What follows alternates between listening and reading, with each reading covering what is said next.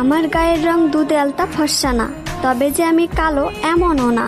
আমি এতটাও সুন্দর না যে আমার দিক থেকে চোখ ফেরানো যাবে না, তবে আমি এতটাও কুৎসিত না যে আমার দেখতে ইচ্ছা করবে না।